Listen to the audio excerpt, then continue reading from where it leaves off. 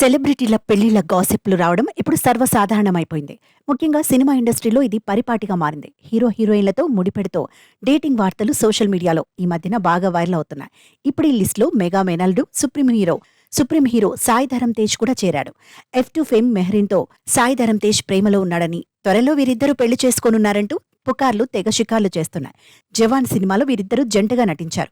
అప్పట్నుంచే వీరి మధ్య పరిచయం ఏర్పడిందని, అది క్రమంగా ప్రేమగా మారిందని, ఇప్పుడు తమ రిలేషన్ను పెళ్లిగా మార్చాలని అనుకుంటున్నారంటూ వార్తలు వస్తున్నాయి. అయితే మేనమామలు మెగాస్టార్ చిరంజీవి, పవన్ కళ్యాణ్ బిజీగా ఉండటం వల్ల పెళ్లి ముహూర్తాలు వాయిదా వేసినట్లు ప్రచారం జరుగుతోంది. ఈ వార్త విన్న అభిమానులు ఆశ్చర్యపోతున్నారు. ఇంత సడన్ గా సాయి ధరమ్ తేజ్ పెళ్లి చేసుకోవడం ఏంటి అంటూ షాక్ అవుతున్నారు. తాజాగా ఇదే విషయంపై సాయి ధరమ్ తేజ్ టీం స్పందించింది.